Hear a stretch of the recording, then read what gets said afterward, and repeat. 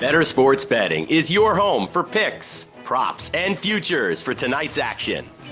Bettor Sports Betting wants to know what picks you're playing tonight. Tell us in the live chat on YouTube, Twitter, and the Bettor Sports Network app. This is Bettor Sports Betting with Fantasy Alarm's Dan Servodidio. What's going on, everyone? Welcome in here to the Bettor Sports Betting Show on Bettor Sports Network Fantasy Alarm. Appreciate everyone coming in here on a Tuesday afternoon. Got Jon Impemba with me here. What's up, John? Not too much, Dan. Another Tuesday, getting ready to talk about some baseball still going on. Some early looks at Tuesday lines. Should be a good day. Yeah. We're gonna obviously take stock of week 2 and kind of look forward to week 3 later in the week. Thursday we'll do some Thursday night football picks and predictions, but Friday shows as always. We'll give out some actual game bets and props and really our firm leans, me and Howard Bender on that show. But yeah, I got John here today, so it's good to get another mind on some of these odds and early leans on some of these games. Interesting matchups. And yeah, John mentioned, so we do have a bunch of baseball games tonight, and we are not shying away from baseball just yet. So we'll give out some picks for Tuesday night slate. I think 15 games on the slate tonight, so enough to really dive into there. Got to start with this Nick Chubb injury, though, and kind of how it impacts, I guess, the Browns next week, but moving forward. But obviously, everyone knows what happened last night with the Nick Chubb injury, now out for the season.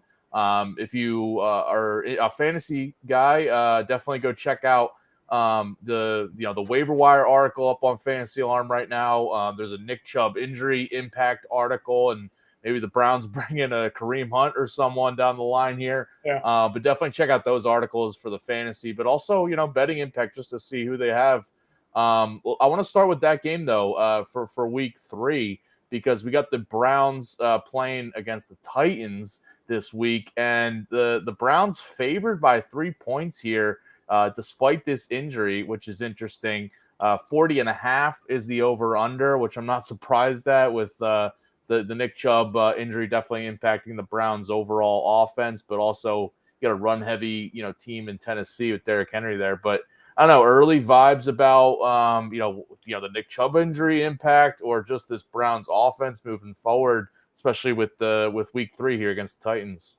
Yeah, I mean, I guess, the one thing you have to worry about is really, if you look at Cleveland's offense, the passing offense hasn't looked all that great with Deshaun Watson. And so far, Tennessee's had one of the better run defenses in the NFL. So while, Jerome Ford looked good last night, I don't know if he's going to be able to necessarily sustain that against the Titans. So you're going to put a lot of work on Deshaun Watson having to throw the football, which you can do against Tennessee. So it'll be interesting to see if that mantle gets put on him, and maybe he can kind of bounce back a little bit from his early season struggles. Their offensive line has not been very good. He's been sacked 9 times already through 2 weeks. But on the flip side, there's the Titans offense isn't all that great either. I mean, they have Derrick Henry, but their passing attack is very subpar. And I think the Browns defense is actually pretty good. They lost, last night, or the offense, struggled last night, but it wasn't really the defense. The Steelers scored on a strip sack turnover, there. So it wasn't really the Browns defense giving up all those points. So, I think I would lean the under probably in this game. And, Cleveland probably wins, I would assume. I'd probably give the 3 points, but, I think it's going to be a low scoring contest between the two. Yeah, I mean, I would lean towards the under 2. I'd also lean towards Tennessee here, getting the 3 points. I mean, they've covered the first 2 weeks as 3-point underdogs. They barely lost against the Saints in week 1, and then they won in overtime last week against the Chargers. But their rush defense, the Titans, it was best in the league last year. It's really good again this season. The Browns without Chubb are really going to struggle on the ground, especially this week. All credit to Jerome Ford, putting up some good numbers in his absence last night. But I feel like, if the run game doesn't get going, it's going to put a lot of pressure and a lot of, playmaking responsibility on Deshaun Watson. And the Steelers, defense, give them credit for, they when they got to Watson, it kind of made him make some tougher throws and make throws on the run and all that. It did put the Browns offense kind of in a a weird spot there last night. I mean, probably a game they should have won. If Chubb's healthy, you probably think they win that. So, I'd probably lean on the Titans here. But, yeah, you mentioned that the Titans offense doesn't offer a lot of confidence either right now. So it's a tough one. But, the under, I'm not surprised this total's at 40.5. It might drop below 40 by the time we get to Sunday's game. All right, another big injury this week, obviously, is Saquon Barkley. Looking doubtful to play Thursday night. It's a quick turnaround. So this is the Thursday night matchup. We got the 49ers as 10.5 point favorites against the Giants there. 45 is the over-under.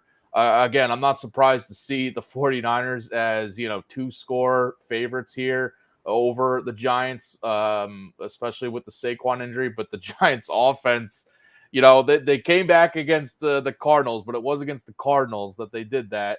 And before that, they were getting shut out for a good part of that game. So the 49ers defense might really, really frustrate this Giants offense without Saquon likely.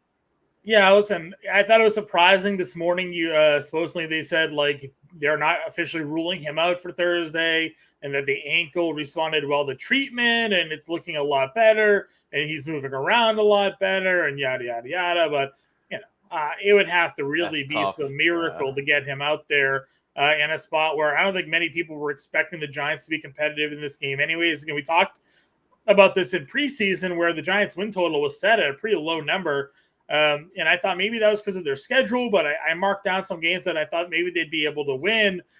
This wasn't one of those games anyways. And then they haven't really looked all that great aside from a second half against a Cardinals team that we figure is going to be very bad. So, I don't have much hope for the Giants here. I don't think they really find themselves to be too competitive in this game.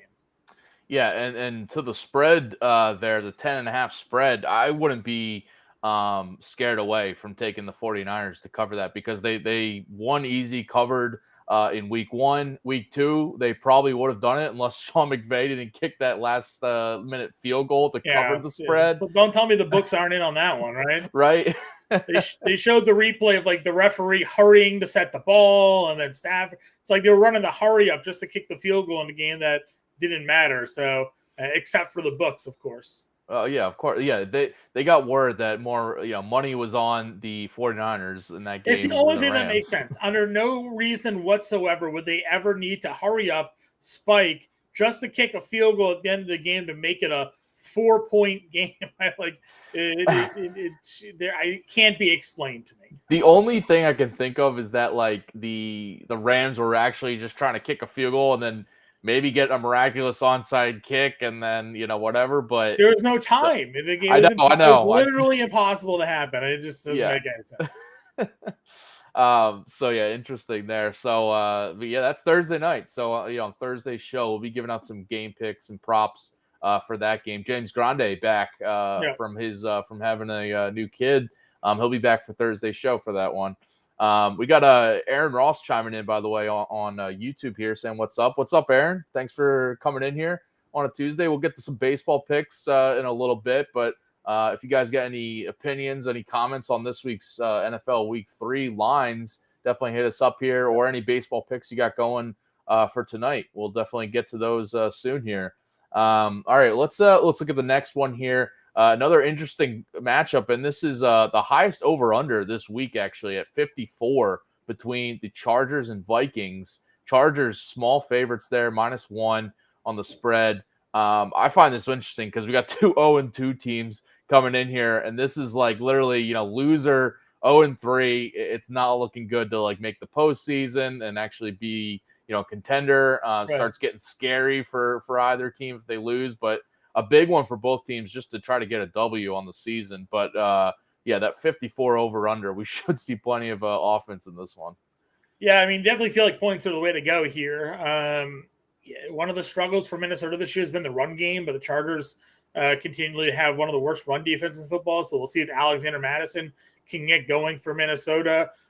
We don't know the status of Austin Eckler. They said that he's kind of expected still to be out. So undetermined amount of time. Josh Kelly didn't look any good, but obviously we saw that Philly ran all over Minnesota and had no resistance to that effect. So, yes, take the over, I would expect. Well, we assume you want to take the over. Sometimes when we're so sure about the over, these games tend to disappoint. Kansas City, Jacksonville last week felt that way, but I don't know which way to go with the spread. The fact that it's basically an even bet here, I would probably just bet the points. I'd probably lean towards the Chargers in this one. Because they lost by 2 against the Dolphins in week 1, but that was a game they could have won. And then they lost in overtime, as I mentioned, against the Titans last week, another game they could have won. They've been like right there. The Vikings too. I mean, they had like a late touchdown to make it close against the Eagles on Thursday night last week, but that was a much, the deficit was a lot bigger than what the final score read in that game. So I feel like the Chargers have been closer to getting that first win, and I feel like it'll come here against the Vikings team. That we talked about this in the offseason, previewing all the teams and futures bets, and the Vikings were a team that just looked like they were going to regress from last year because I think they were 11-0 in one-score games last year, had that 13-4 record, but their point differential was way down compared to the other playoff teams. So, and they didn't do anything to address their defense. So it just didn't make sense that they were going to be a good team this year. Yeah. And I think the absence of Thielen in this offense is actually, it's bigger than you'd think because they have Hawkinson to step up, obviously Jordan Addison, but like having a reliable, number 2 option next to Justin Jefferson has been, I think, something that Kirk Cousins has missed. I think it'd be good if they would play Addison more. I mean, they would play KJ Osborne over Addison. Addison's still seeing 50, 60% of the snaps. So why is he not out there for 80? What's the point? Yeah. At this point, he's certainly proven that he's capable of producing at an NFL level, found the end zone in both games, he's top target guy. But, they're running Osborne out there over him in some of these games here. And they don't really run Hawkinson in those short underneath routes that you saw Thielen. They have Hawkinson usually running seams in middle of the field posts. So, at least put Addison out there than Osborne, who was more of an outside guy. I think that would help him a little bit. Yeah. Mulroyd commenting on YouTube here saying, should we just hammer the Niners spread now before it moves more? Actually looking now, it has moved in the Giants direction just a little bit. It's now at -10 is the spread. I think 10 is a good number to get it at. The 10.5 makes, it's obviously they need to win by more than a touchdown, a field goal there. Mm-hmm. The other thing to just look at for this matchup is that late in the game, Daniel Jones can be making plays with his legs and get a late score to cover. Wouldn't be surprised at that, but right. I do think early leans. I mean, on Thursday show, we'll give out some picks, but early, I would take the 49ers minus the 10. I like that more, obviously, than 10.5. But I mean, it's hard to see how the Giants are going to match up against this 49ers defense after they really struggled against the Cardinals defense for most of it last week. Obviously got shut out by the Cowboys defense in week 1. So, I would lean towards the 49ers. We'll see if we get more info on this Barkley injury, but I feel like he's going to be limited either way. I can't imagine he's a full go. And then if he is, it's the 49ers. Is he going to stay healthy the entire game? That's going to be a tough game for him. Yeah. All right. Next game we'll break down here is for week 3, by the way. I got to have, we got Jon Impemba on, so I got to talk Patriots. See where he's feeling on these Patriots. We don't have to talk Patriots. Well, we're going to talk about them. Okay. The Patriots -3 here against the Jets. 36.5 is the over-under. This is the lowest total on the game board for week 3. But the Patriots 3-point favorites on the road against the Jets. I don't know. How you feeling about this? Do you think they can, they're 0-2. Do you think they can get that first win here? If Bill Belichick loses to Zach Wilson, there's a chance he might get fired. And I say that facetiously, but maybe not. The defense I wouldn't put it past Robert Kraft. The defense has been good for New England. I'm not going to necessarily hold that against them. They've come up. They've made plays. They've held teams to field goals when they could have given up touchdowns. And the offense just hasn't been able to consistently deliver. There's times when they run the hurry up, and Mac Jones drive them all the way down the field, and bing, bing, bing, and they're making plays, and boom, touchdown. You're like, all right, that's what an NFL offense looks like. And then they go down, and they get into these I don't know if it's just poor execution. Obviously, some of it is, or like bad play calling, but they'll have a run where they get stopped, and now it's 2nd and 8. And then they run like a wide receiver screen that gets blown up, and now it's like 3rd and 11. And I'm like, why are you putting yourself in these like situations where instead of driving down the field, if you fail at running the ball on first down, you should be looking to push the ball down not a little bit more to like shorten the field that you have to gain. And it just feels like they set themselves up for these 3rd and longs a lot of times. And, they're just not capitalizing on some of the plays. And then once again, the offensive line has been trouble. I can't even Calvin Anderson was the right tackle on Sunday night, and it was just an absolute turnstile for whoever the end there was for Miami with the blonde hair. That guy was just getting by all night. The offensive line problem for New England needs to be addressed. Yeah, I forget his name, but yeah, the Dolphins. I've never heard of that guy in my entire outside life. linebacker. He plays special teams. Like, it looks like Clay Matthews out there right now. What do you mean? Like, just constantly getting by the right tackle and getting in on Mac Jones. So, when he has time, and that's fine, but they don't have a lot of great skill position players. So, but they have to beat the Jets. They have to beat the Jets. If Zach Wilson beats New England, that team, light it on fire. Just, it's over. Going 0-3. This was the one game on the first 4 that everybody figured they could win, potentially anyways. But, I don't know.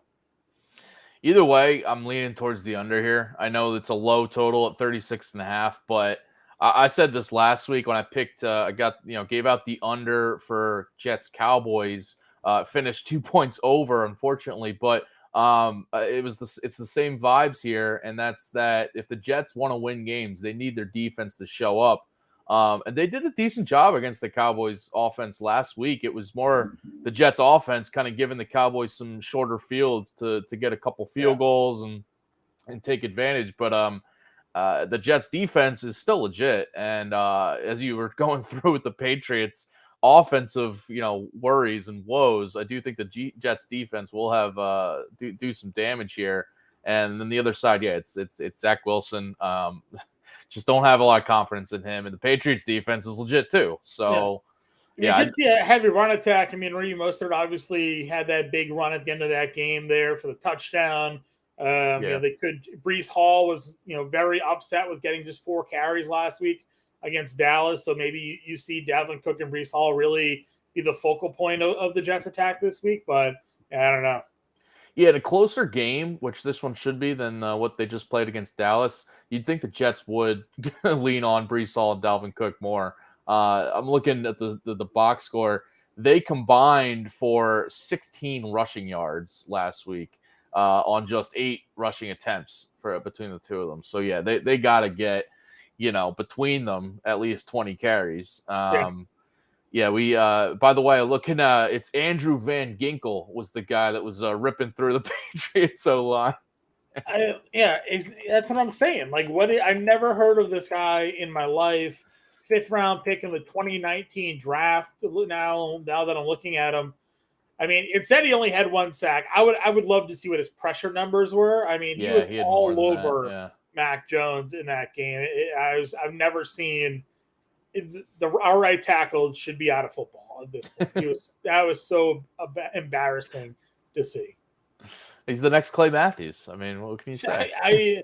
Again, he was Jalen Phillips' injury forces Andrew Van Ginkel to edge, so he wasn't even supposed to be there, and that guy just had the game of his life. So, Dylan Fink commenting here on YouTube chat asking if we're answering any fantasy questions right now. We're not. This is mostly a betting show, but definitely hit us up in the Discord, Fantasy on Discord. You can ask some fantasy questions there, or any of the live streams we got going on later today, tomorrow, or go check out the Alarm Fantasy Football Show with Howard and Andrew Cooper. That was earlier today. The Lightning Round Fantasy Football Show. Those guys gave out a lot of, waiver questions, lineup advice, and all that stuff. So those are more fantasy shows. We're focused on the betting side of things.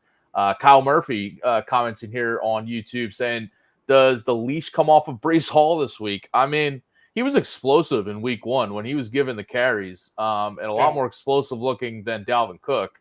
You'd think they would try to get him more touches now, especially now that we're 3 weeks into the season. Like, all right, maybe you give him a couple weeks to shake some rust off coming off the injury, but it's him and Garrett Wilson as the most talented guys right now in that offense. I know Dalvin Cook's still there, but he hasn't looked explosive. He's getting tackled behind the line, and I don't know.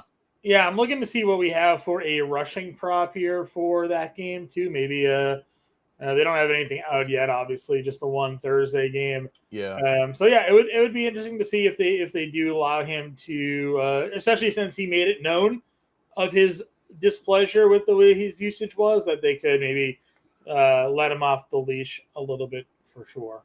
Yeah. All right. Next game we'll preview here. Last one before we get to some baseball picks.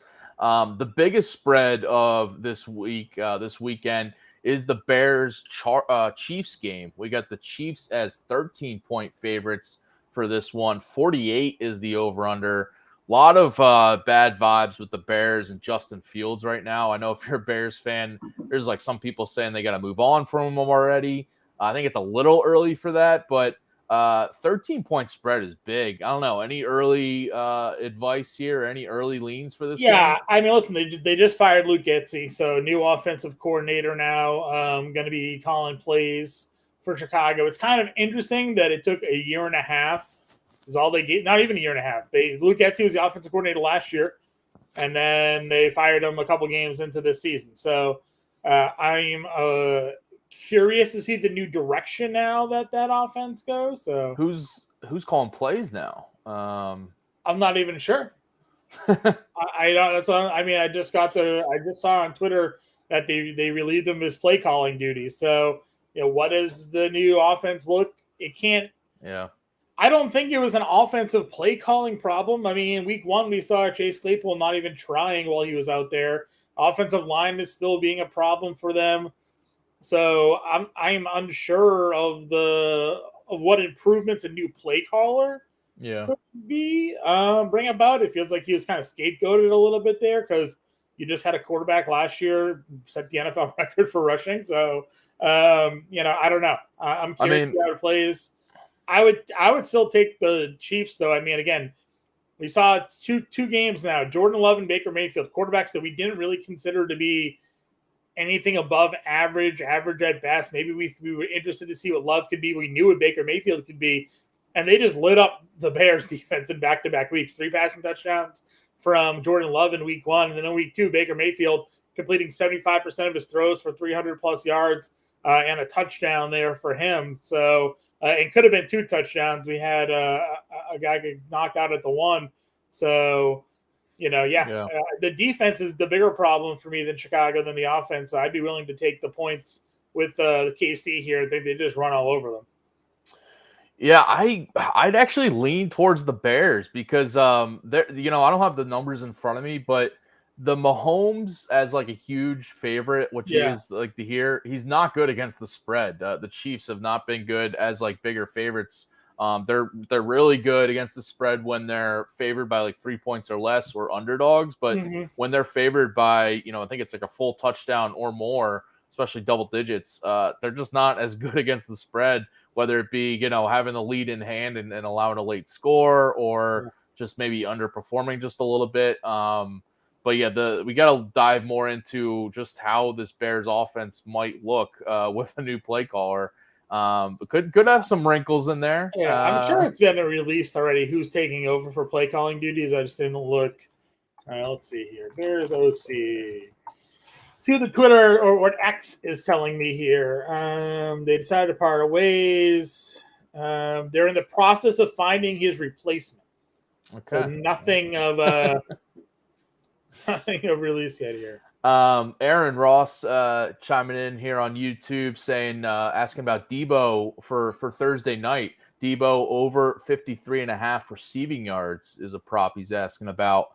Listen, I was just looking at his stats there. He's gone over this in both games so far, so I would lean towards the yes. I would rather take like a rushing plus receiving yards prop for Debo because he's a guy, especially if the game is in hand against the Giants, I could see him not getting as many targets, not receiving wise, but rushing wise, they could still feed him. I'd be interested to see if, what kind of defense the Giants play. Howard Bender was 100% in on Deebo Samuel, and obviously Bender does the coaching systems articles for our fantasy football draft guide, and he was like, Deebo Samuel against zone defense is an absolute menace. So that's why he liked Deebo last week in that spot. In their matchup against the Rams. And sure enough, Deebo went off. So if we're looking at another zone defensive scheme by the Giants, then I would consider Deebo over the 53.5. If they don't play a zone, if they're more of a man or a cover two, maybe we look elsewhere. But that's take a look at the defensive system that the Giants put in place. So I want to say we do have some breaking news here. According to Schefter, Kareem Hunt is in the building in Cleveland. So that was obviously the natural progression, it felt like. So no official signing announcement yet, but the fact that he's already there makes it seem more than likely he'll be signing, I would imagine, with Cleveland. That Jerome Ford waiver wire hype lasted less than a day, I guess. Yeah, we'll see. I mean, listen, last night they said all the right things. Jerome Ford is our starting running back, blah, blah, blah, blah, blah. But we'll see what happens when Kareem Hunt gets back in there. Beneficial for him. He doesn't need to learn a new system. He just knows the system, but he hasn't had a training camp. Don't know what his offseason conditioning has been like. So, I wouldn't expect anything big from Kareem Hunt out of the gate. So maybe for this week, Jerome Ford's still your number one guy. But, moving forward, we'll see. And again, we haven't even gotten an official signing announcement yet for Kareem Hunt, but just the fact that he's already in the building, it makes it seem pretty natural that's going to be the direction they go. Again, go check out Andrew Cooper's breakdown of the Nick Chubb injury impact on betting, on fantasy. He breaks down a lot of, all right, next guy up for the Browns, and he threw in Kareem Hunt in there as if they sign him, what can we expect from this backfield? And he said, Ford can still be, the early down, rusher, but Kareem Hunt will be out there on third downs and passing plays because, that's what he did with the Browns when Chubb was there. He was out there on passing downs a lot as the better, pass catcher of the two. So I could see that split being the case, especially early on until, we get Kareem Hunt, in game shape and all that stuff. But it'll be interesting to see how, if he signs there, obviously this is all speculative, but if he does sign there, late in the week, some props for this backfield, what we see, Jerome Ford's rushing prop as, what we see Kareem Hunt's. If it's low, I'd consider taking the over on Kareem Hunt's receiving yards, because I could see him being used as that third down guy and being a safety valve for Deshaun Watson. So, all right, interesting there. We'll definitely stay updated on that news as it comes in. All right, let's by the way, again, the waiver wire article over on Fantasy Alarm breaks down a lot of those guys. So if you are a fantasy guy, definitely go check out that article over on Fantasy Alarm right now. Obviously the Nick Chubb injury article, injury report overall for week 3 with, the Saquon injury, definitely just some good updates on all those situations as we're getting closer. Week 3 starts up in 2 days here on Thursday. So we got to get these fantasy lineups in, get your bets in and all that. All right, let's turn our attention to baseball tonight. Some baseball picks for Tuesday night. Bunch of good games, good matchups here. What's your best bet for tonight, John? Listen, I went on a pretty lengthy rant the last time this guy had pitched, and that's Jose Urena. We're getting plus 100 again on the 2.5 earned runs here. So let's let it ride. It took a little longer than I would have expected it to in that last game, but the Twins did not let us down. They eventually got to Urena. He allowed 6. So this night we have the Washington Nationals here, obviously a lesser offense, but I'm still a believer in Urena not being a major league caliber pitcher. So give me the over 2.5 earned for even money this evening. Yeah, I can't knock that at all. I mean, again, we've said hasn't had an ERA under 5 since 2018. So let's ride. Yeah, we say this when there's like the earned runs prop at 2.5. It's up there for a reason, and especially for Urena. I think I forget who it was. They commented yesterday saying that they hit on Jorge Polanco's prop against Urena last week. I think it was when you were on the show, and he threw that out, and I think he had a perfect BVP against Jose Urena. So he's like 7 for 7. Yeah.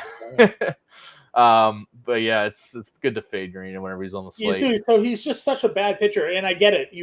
He had like 4 shutout innings, 5 shutout innings going. I'm like, really? Like, this is what we're getting, and then that inning came to give like 3 home runs. Like, all right, this is the guy I know, and it was bound to happen. So, we're going again plus 100. I'll take even money on betting against Urena every day. Yeah, I'm going to the Mariners Athletics under 7.5 is my best bet. Minus 115 on DraftKings. It was a 5-0 final against these teams last night, and I see something similar. Mariners win 5-0 last night. Luis Castillo on the mound for Seattle. He's got a 2.32 ERA over his last 5 starts. Coming into tonight, some impressive starts against the Rays and the Angels in his last 2 outings. I think he keeps it going because the A's have been bad against righties all season, but over the past week, 264 WOBA, 199 team batting average, 30% strikeout rate versus righties. And the Mariners have a lot of their top bullpen arms to kind of finish it off with Castillo. They're right in the thick of this AL wildcard race, so they're not going to mess around. And I think that the pitching for the Mariners definitely holds down the A's offense. And the other side, it's Paul Blackburn on the mound for the A's. He's been decent lately, 3.24 ERA since the beginning of August. He did allow 4 runs on the road to Houston his last start, but again, that's Houston on the road. The Seattle offense, actually even worse than the A's against right-handed pitching over the past week, 251 WOBA, 31% strikeout rate in that split. So I think this is going to be another low-scoring game, just like we saw last night from these teams. So take the under 7.5. Yeah, listen, over on BK Sportsbook, under 2.5 earned runs for Paul Blackburn's minus 165. Oh, wow. And the earned run line for Luis Castillo is set at 1.5. So usually, again, those lines are set at 2.5 for everybody, and then juice one way or the other, unless it's like the Braves and Coors, and you're getting like a 3.5. And Castillo is plus 110 under 1.5 tonight. Would you flirt with that? I would, honestly. Yeah. I mean, listen, last night was Brian Wu threw 5 shutout innings against them. I think Castillo is a better pitcher than Wu. And the A's offense has not been good against right-handed pitching. I would also, didn't throw it out here, but just looking at those earned run props you just gave out, I'd probably look at the first 5 under for this game too, if I think both pitchers are going to hold it down. Yeah, I like that one. Correlation play with my Urania 2.5. I also like the Nationals team total over 4.5 runs tonight. Again, I know Washington's offense certainly has some things to be desired here at this point, but I'm just betting against a bad pitcher. It's really what it is. It's not terrible odds to take the over 4.5. I think it was minus 120 on the over. I'll pull it up real quickly here. I thought I had it written down, but I think it's still a good just to attack Urania here and kind of correlate. See it minus 125 on DraftKings to the over there. Okay, yeah, minus 1. You said right. So over 4.5 and minus 125. Just a play that I'm in on again, I'll wait till Urania proves me wrong, basically at this point. I'm with you. I looked at this game, over 9.5 for the full game because it's Jackson Rutledge on the mound for Washington. Was not sharp in his first start. Young guy, but don't have a ton of faith in the White Sox offense side of things. But I do think the Nats should get to Urania overall. So that's the side I feel more confident in for that game. And you can get tonight if you do some individual player props. Again, Vegas isn't really in on a lot of these Nationals hitters. You can get some decent plus money on like total bases and things like that. RBI props on some of these Nats hitters tonight. So if you want to throw some darts and ride Nats with me here, some individual player props on their offensive hitters, you can maybe make a little money tonight. There you go. All right, another pick I got. I'm going with the over in the Mets-Marlins game tonight. Over 8, minus 110 on FanDuel. Joey Lucchesi on the mound for New York. He's got a pretty good 2.83 ERA through 7 starts this year, but He also has a 5.71 expected ERA and a 4.49 FIP. He's got a high left on base rate, a low BABIP. Just some negative regression is coming. This is a guy that had a 4.40 something ERA last year as a starter, and he's been pitching over his head this year. The Marlins offense has been really good against left-handed pitching over the past 2 weeks. A top 10 offense in that split.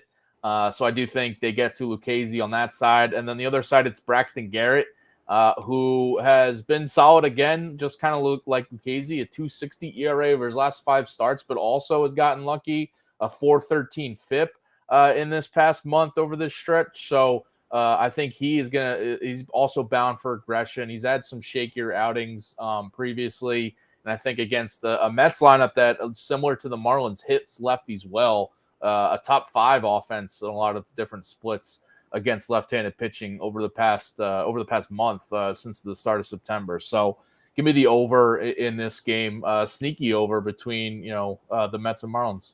Yeah, I like it. Again, I was looking at some of that earlier. Miami, when they had Jorge Soler, he was obviously their big bopper against lefties, but they have a lot of guys in that lineup still that do some damage. So I definitely think that that's a pretty strong play. I was looking when I was building some DFS lineups. I was kind of seeing maybe where we could go some early slate games with that one. So I like it. That's an early 6:40 Eastern start. Get a little like mini slate going on there to get some action. A guy that I played against last time and I got 5 innings of no-hit baseball shoved down my throat was Hunter Brown, but I'm going to go back to the well with a much better team this time with Baltimore Orioles. So we're going to go Hunter Brown over the 2.5 earned runs here this evening.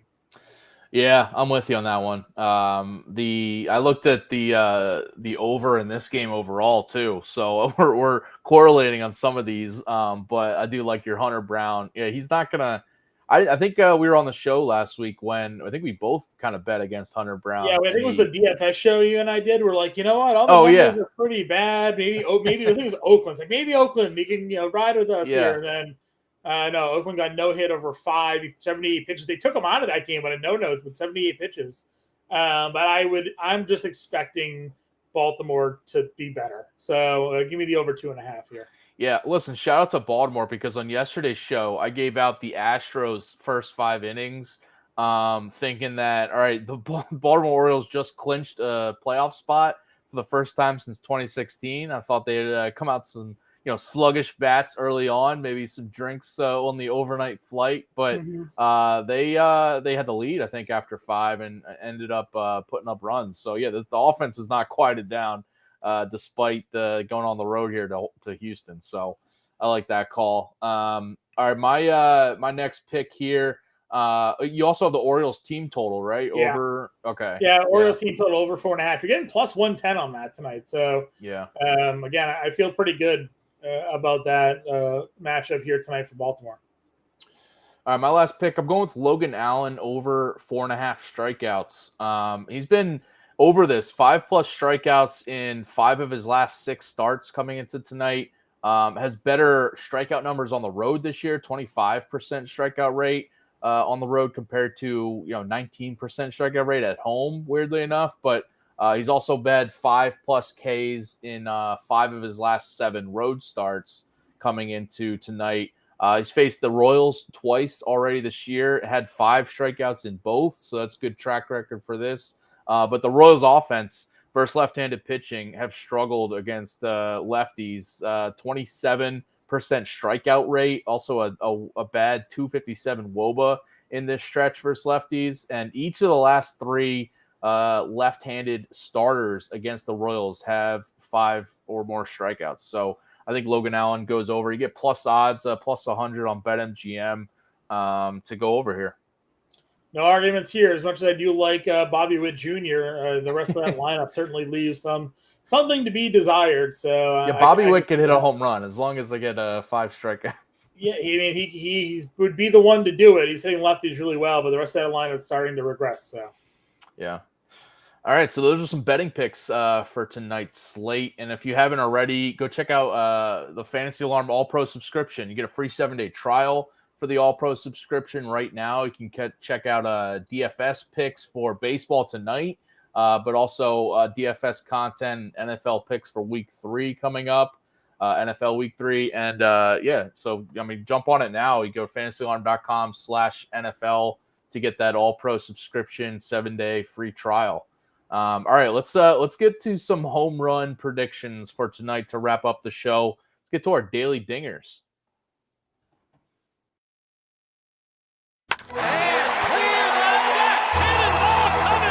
Now that's a dinger.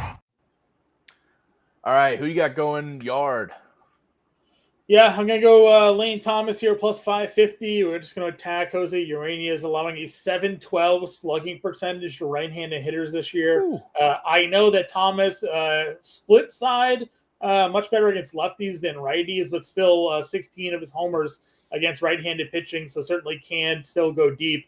And again, a 712 slugging is just, it's absurd. He's at a 10 ERA. It's allowing 4.7 home runs per 9 to right-handed hitters.